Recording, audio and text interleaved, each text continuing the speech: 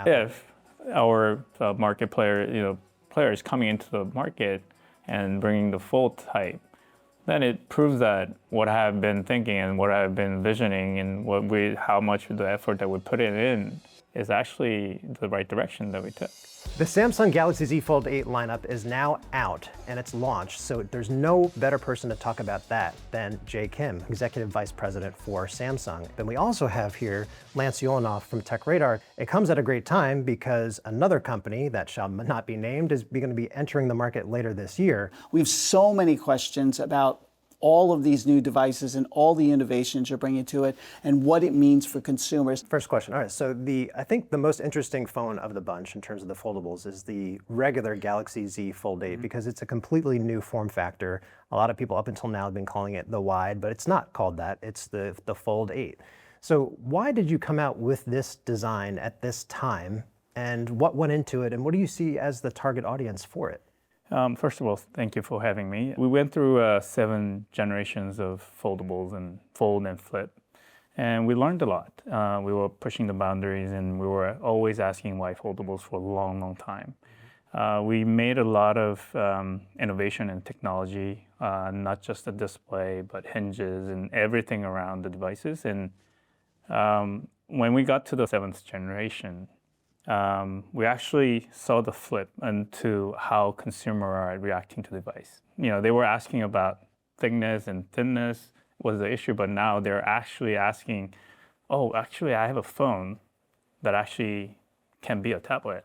And then that full capability of the phone is not compromising anything against the port type. So we felt like, okay, now people are really our consumers are really understanding why we're pushing the boundary for so such a long time.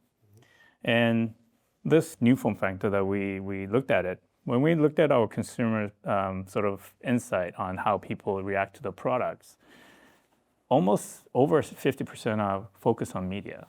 They consume media, whether on outside, cover screen or the inside, the main screen. They engage in content. And we thought, why not? And then people who like flip, they like pocketability. It's sleek and it's thin and light. They want both sides of that world. So we said, why not? Let's look at it. So we studied a lot, put together the form factor where the media makes most sense, the content native device in terms of how do you engage with the device. So basically we looked at, when you engage with the content, what is the best form factor? Yet not compromising anything on the fold bar type. I'm just kind of curious, how many designs, different sizes, did you throw out? So many. So many. I mean, because you need to have a size for the cover screen. You need to have a size for the inside. And, you have to look at the display yield and everything around the technology around it. And it's a balance between thickness and weight, performance, and everything about the product. And we realized that there's enough segment where consumers are very heavy on media. Basically, you consume social media, you consume videos, you play game, and you read books in the most similar form factor. So basically, we came up with a phone that's actually a very content-native device. And I think it's a timing that we feel like we're confident to add additional lineup, and we feel that Fold 8 is a sort of our full package lineup that we ever launched in the market, and we're excited about it. And I don't know if you saw it, but looking at the product, I'm really happy how our hardware and the design team came out with the product because it's beautiful. And when we tested with the market for the preview, everybody's asking about when it's coming to the market. That's a good sign. Yeah, it's a very good sign. Is there anyone who's been polarized by? I feel like when you open it, I definitely get what you're saying about being better for content consumption, especially since you don't have the black bars that are as big above and below when you're watching video. But on the front, it's definitely a lot wider than, let's say, the regular or the Z Fold 8 Ultra, which I think is good especially when you're typing. But what about in terms of one-hand use? What are people telling you about the wideness of the front display, and does everyone like that? And no, I think we have tested. So basically, we said we had a lot of prototypes looking at different widths. But I think what we did was we're testing how do people use on a cover screen? Because most of the time they do is communication. Yep. So you text a lot. It's a text where it's actually pretty good sized for texting. You get a wider keyboard. Yeah, on wider it, keyboard, and you can actually text it really well. And then also now a younger generation, or for short forms are becoming very popular. All the medias are going to the short form, and this is a very good size for flicking through the. Well, those soap operas, right. the TikTok soap So operas. it's more of a, before, like when you open it up, it's more, you're immersed into the content, but if it's closed, you're actually engaging a lot. And it's actually pretty good size to be, to be wide. So it's the official like foldable for doom scrolling. Is that? So I am so you're kind of, in a way, you're explaining this because you're talking about some of the connective tissue of like how people might use this. But I am curious about how, when you're trying to explain to people why you would choose a device like this, a folding device over a standard phone, and then how do you differentiate the marketing between this and, say, the S26 line? The industry is moving into where, there's AI, there's videos and games, and there's so many things that you can do with a phone. Mm-hmm. I think most conservative consumers are just happy with the bar type. They will just continue to use it, but at the same time, bar type is very confined to the screen size. So everything has to be squeezed into the side. But I think there's a more consumer who would love to leverage different size of the display. You have a size, but you can actually expand it to the bigger screen, where you can actually engage content better, or you can be more productive. You can actually play a game in a bigger screen. But I think the only condition is you cannot compromise anything that you have on the bar type. So on top of what not compromising from the bar type, if you can actually provide a additional screen experience, I think there's a need for the consumers. It almost sounds like the marketing is you don't know what you're missing, right? Because you have a single screen you're looking at, but this always has the foldables have the secret of the bigger screen experience. But it is sort of like that communication of how you communicate to the consumer, especially because I think that fold is in some ways the most consumery fold of the entire line, even more so than the flip. And I don't know if it's just I keep saying that the shape is kind of cute. And so, like, what in your head, if you were thinking about... Maybe we have a new segmentation with somebody looking for a cute device. To your point, like if someone's walking into, like, let's say a carrier store in the US, where are the consumers going to gravitate? Because like now you're giving them more options than ever, right? So like, where do you feel like people are going to gravitate based on what their needs are? We're happy for our consumer to make a choice. We're looking at, we're not asking consumer to make a single choice out of their needs. There's more needs on where do you spend most time on the phone. Right. If you're more towards a productivity, you would like split screens, you want to have two phones side by side to be very productive, then you go with Ultra. If you use a lot of media consumption, you read books or you play game, if that's like your focus area, then you take the Fold 8, the all-new Fold 8. And then if you're more very expressive and you feel like you want to have a small phone that in the pocket and you want to be glanceable and then you want to have more of an AI native type of experience, then you go with a flip. So we're providing sort of option for consumer to take it based on your needs. And I think that's very important because I think that shows our confidence on we can actually build various type of foldables for consumer. Yeah. At the same time, we can actually provide the same experience that regular bar type provides. Just one question on the naming, just because I think it's very interesting that for this, right, this is ostensibly a replacement, the Z Fold 8 Ultra for the Z Fold 7, but now the wide format design gets the Z Fold 8 name. Was there, what was the thinking behind that? Because I think, there might be some confusion on the part of customers because they're like, okay, so what's the difference between the Ultra and the regular? How did you land on those names? And I'm just curious about that. We had a lot of discussion, but our S-series bar type lineups, the Ultra is the highest, most premium, most advanced technology product. Fold, we tried a lot of different things, but we see a lot of Ultra consumers coming over to Fold. Asking for similar performance and camera. So basically, we put a lot of effort to match that capability, yet actually improving the display size and everything that we can actually have as a fold, and even making it lighter, and even bumping up the battery, and not compromising anything, actually like providing more. So actually putting that in the Ultra.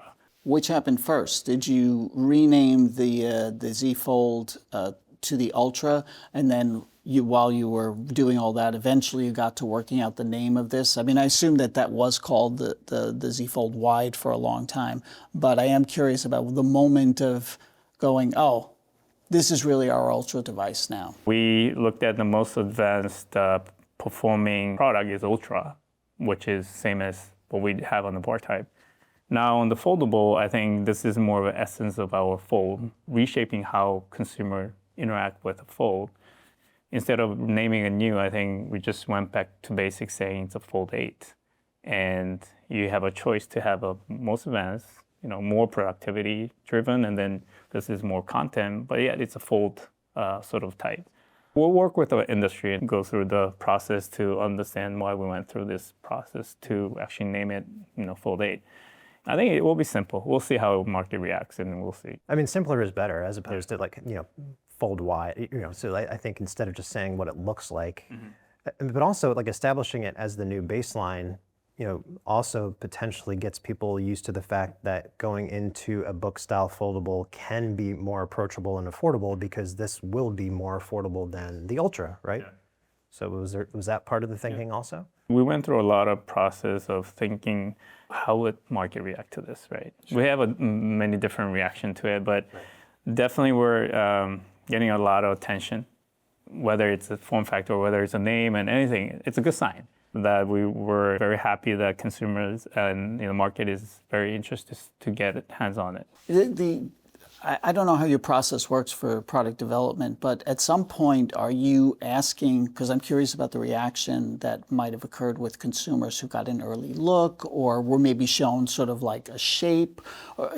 Did they reinforce, if that happened, reinforce what you were thinking was going to be the reaction? Or are you not doing that and you really don't know how consumers are going to react to this? No, actually, we did a lot of internal testing, different form factors and different sort of usage and how do you use it. So we hope the market reacts the way we planned originally, and it's all based on the planning. When we did our internal testing, I think it was very aligned with our original plan. So I think we're pretty confident the market react to that. With the Ultra in particular, we talked about why you're naming it the way you are. But it's not just about marketing. There's been like serious improvements, because like if you actually see it up against the Z Fold 7, you might, at first glance, you might think that they're kind of just like an iterative like jump. But there's some like serious like innovations on the inside, like from the titanium that's being used. It's even thinner than before, especially like the crease is almost gone. So like, do you like in your mind, like what are like the few upgrades that really justify the jump to the Ultra name? A lot of things. We don't just pinpoint one thing to be Ultra. I think it's a combination and the balance of the experience. I think definitely the camera is one aspect. Performance of the chipset is another. Yet even the design, how do you unfold and fold, that was one of the biggest sort of feedback we got from the market. So we changed that. And then also minimizing the crease, titanium sort of, because that's not just to make it thinner, it actually helps you be durable and stable in a way that how you fold and unfold. So it's a combination of a lot of things coming together, even the hinge and everything, to call it as a Ultra. And customers were really happy with Fold 7, but we're very confident that once you get hands on the Fold 8 Ultra, you'll love it. It occurs to me now that, because development cycles and product planning is long, and so I'm kind of looking, you guys have gotten to 4.1 millimeters thick.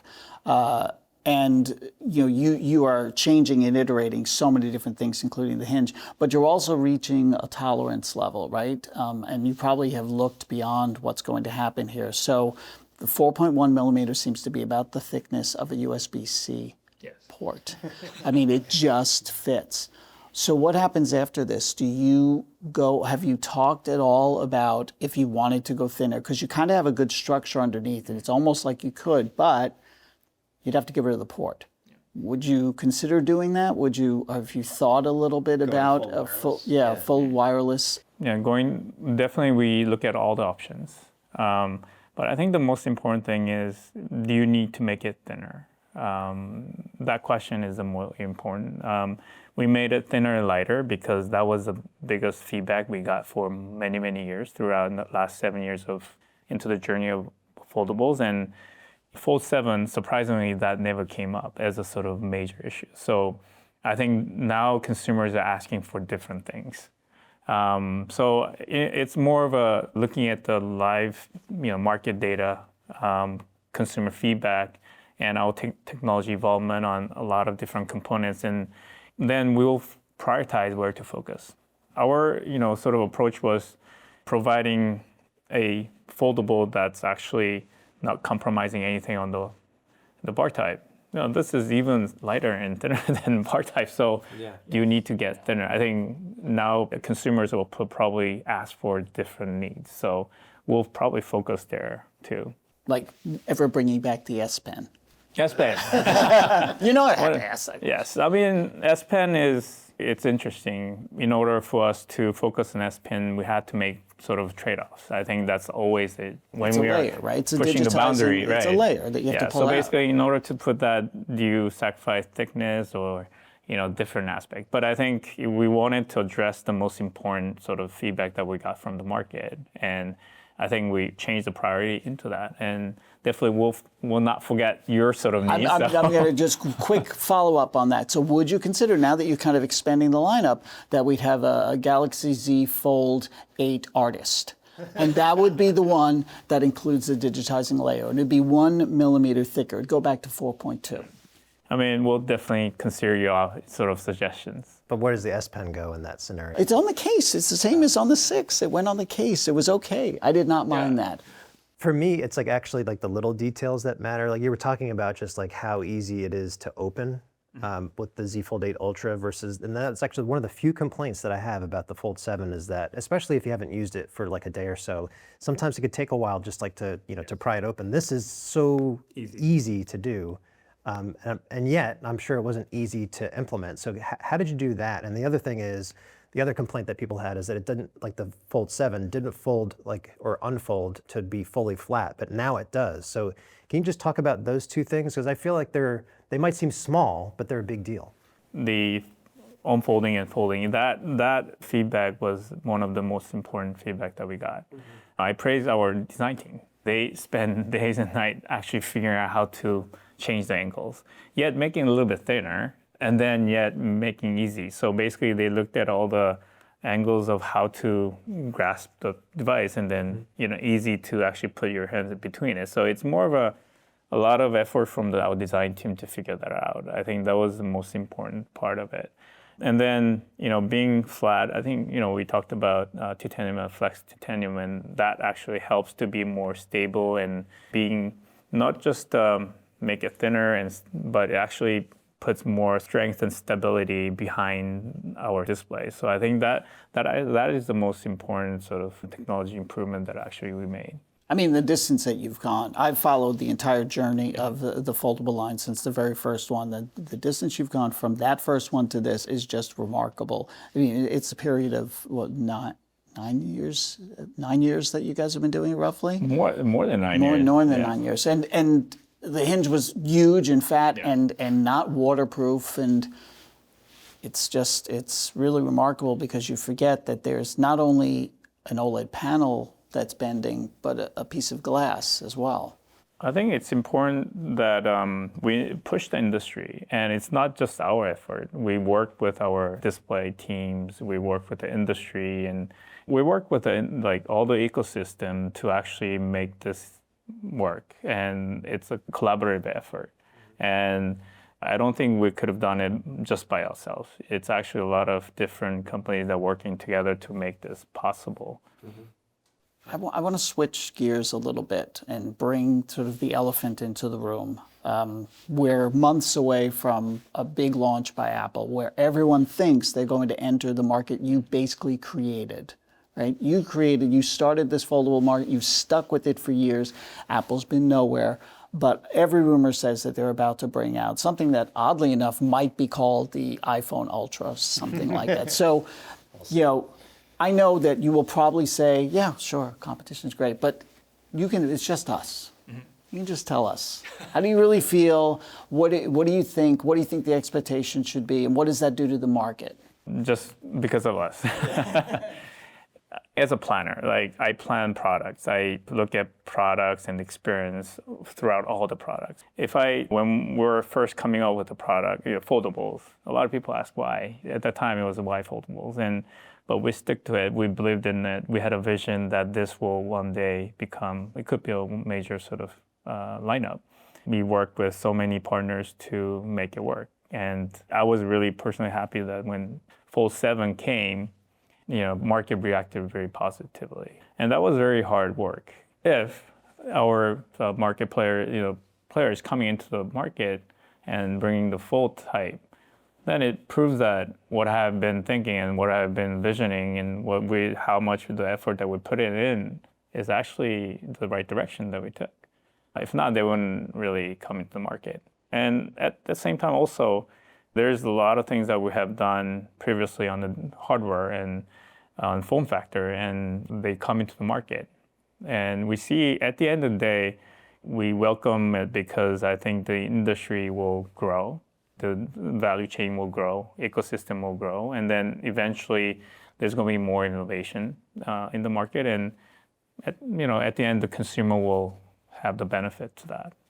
I mean, analysts are going to project, right? But there's some that are saying, I've seen a couple of different reports. I think one was from IDC that said Apple could have as much as 22% market share in the first year, which would be pretty amazing. And then another one that was like 44% market share in North America within the first year. Mm-hmm. When you hear those things, do you feel like that's realistic given all the momentum and the history that you've had in the space up until now? Or do you feel like that's possible? In their very first go that they could take up to almost half of the market in the US? Is that even possible? It's hard to comment because I don't know what product they're coming out with. But I'm very confident that our product the consumer will appreciate. We have been studying the product for a long time. We have a live market data. Our consumers are already using the product every day in the market. There's actually about more than 30% are coming back to the foldables now. They're coming back to the foldables. So basically, we have a lot of learning on people are coming back to foldables or coming back to flip. And we know how to react to and what consumer wants. At the same time, they will look at it and we'll see how they react to the product. But unless I see the product, I have the product in the market. It's hard to predict what to come. Right, just to follow up on that. So when you kept saying people coming back to the foldables, back to the flip, does that mean that there were some people who tried that, weren't quite into it, went back to maybe the S25 or something like that, and then with the most recent iteration, obviously not counting this, they returned? So I think there's a lot of ultra users coming into the foldables because they hear about it, they have friends using it, so they say, oh, this is very positive.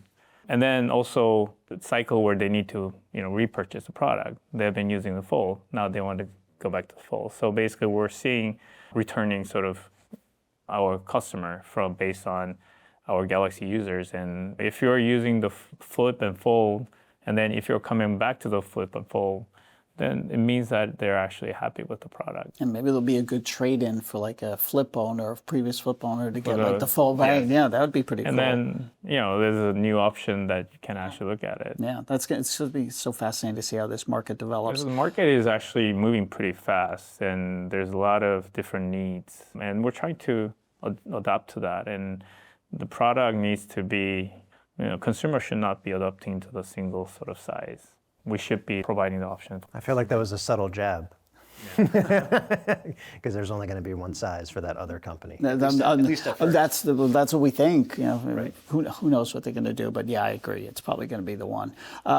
There are external pressures for all tech companies right now, in particular the sort of RAM crisis and price hikes. And how is Samsung navigating that, and how does it make you think about products, in particular maybe these products? And while you may not be able to talk about the pricing, like, is it a pressure that you guys are dealing with, and are you navigating it? The sort of cost of the components going up is not only our problem, it's actually industry-wide problem. When we plan a product, we approach in a way that, what is the best optimal sort of feature that you need depending on the product. You have to think about different ways to actually plan a product. So we also take it pretty seriously and also look at what consumers are asking for. So we're looking at the balance, and we'll see how to adjust based on the market situation. But it's more of an industry issue, and we're not free from that, and we're addressing very actively. Do you think, just on that note, do you feel like the regular Galaxy Z Fold 8 could potentially bring more people into the market because of its potentially more affordable pricing? Probably depends, I think. I think the consumer will look at the product and they'll make the decision based on what's best for them. We're looking at the premium segment, and there's a different programs how you manage the product. So we need to work with our partners to figure out how to provide this product in different ways. So we're looking at many different options. How do you bring this product to the market? Just wanted to segue real quick to AI, because it's very important. Galaxy AI is something you guys have been talking about for years now. I think what's most interesting to me with the new lineup is how you're talking about AI and how it evolves the foldable experience. So in terms of like the features that we've seen, the one that really stood out is Now Nudge, right? So you're looking at like a message, something comes in, and then it like prompts you, do you want to open this in your calendar? And then boom, it opens up on that, the right side of the display. So you're combining, the AI with the hardware in that particular case. So can you just like talk us through how you're thinking about AI when it comes to foldables in particular, and how you're evolving that experience? Yes, I think it's a very important question, because we don't want to overwhelm AI to the consumer. I think now the AI technology is very important. It's changing how we deal with software, how we deal with operating system, everything. It's important. But I think now, throughout many cycles of coming up with the S24 as an AI device, and S25 as an agentic device, and we're actually making a lot of progress on how do we bring the AI to the consumer in a way that it actually makes sense. A lot of industry focus on AI as a sort of itself a technology, but now I think it's shifting. The industry is kind of shifting into technology to benefits. We're looking at how do you make this meaningful? How do you make this more easy access? How do you make this safe? So we have been studying that, and Now Nudge is a very good example where it actually suits the large screen, because you're looking at the screen, and then it actually understands what you're looking at, and then it actually provides the next action. It suggests your actions, and then once you look at, when you press it, then it becomes a split screen. Before you have to go through the step to make that work, but it's instant. So I think we're trying to provide that information based on how consumer use our foldables. And if it's flipped, it's a screen outside. There's a Now Brief where it actually gives you information based on the timing, and it's actually very glanceable. And then you use apps based on the screen, and it's a quick in and out. Sure. The foldables is more you engage, and you have to be productive and get things done. And we're just trying to help consumer to get things done in a more easy way. With that Now Nudge, sort of agentic part of it, what I notice is the subtlety of it, that it's not, you're not taken to another place. You're not told that it's really AI, that it's sort of just happening. I mean, it's got a little the glow of AI still, but it's definitely, there are two steps that happen in there very quickly. One, it's give the nudge. Two, you've got the ability to just pop it into split screen immediately. So it all feels very kind of fluid. Do you envision a time, because I know you talked, some of the demos we've been talking about agentic AI, but do you envision a time where AI really falls to the back, and you're really just talking about these features where things are just happening, and how are you navigating that right now? Because it sounds like it's a little bit of a struggle to sort of know when these products are coming out, how much to really talk about that AI is powering these things, as opposed to these things are happening, look at all the cool features you have. Even for myself, I use AI a lot every day. It helps me get things done, but A lot of people don't need to think about AI. It has to be part of the system. It has to be part of the device. We're looking at a consumer, and we're looking at how they behave and how they sort of use a device, and we're looking at the pattern, and then we just want to make sure that they get what they need at the right timing, without sort of thinking about too much, whether it's coming from AI, whether it's coming from different source, and consumers don't need to know about that. Right. And I think that's important because the AI is becoming more of a infrastructure in a way. It's part of the device. And we're working with definitely Google to think about how to transform operating system into the intelligent system. We discussed a lot how to bring that platform into the device so that it works on the bar type, but also on the sort of larger screen. And how do you optimize that against it?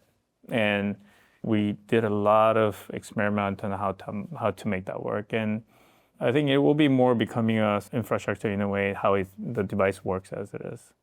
I do think like when it comes to agentic AI, I think we've learned that there's going to be like 50 plus apps that'll be available to do things for you on your behalf, maybe in combination with Gemini. Do you feel like developers are embracing this like fast enough, from in your eyes, or do you feel like they're being aggressive enough? And are you working with them directly, or are you going through Google, or a little bit of both? I think we're working together.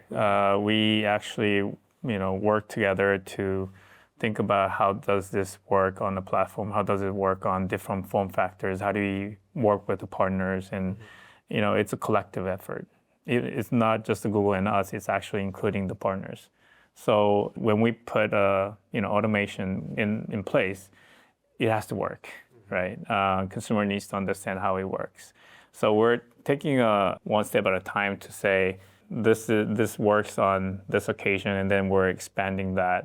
And we're not rushing in a way, because I think the experience is more important than rushing the experience. So we'll see how consumers react to it, but it's gradually sort of looking at that consumers are using it more. I think part of it, like the issue is the discoverability. Like people don't necessarily know that, like A, what agentic AI is, and B, like how do you surface it to users without seeming pushy? Like, did you know your phone could do this? Like, how do you sort of like walk that tightrope, I guess? We first sort of announced it as 26, and then we said this is more of a sort of first step towards becoming an agentic phone.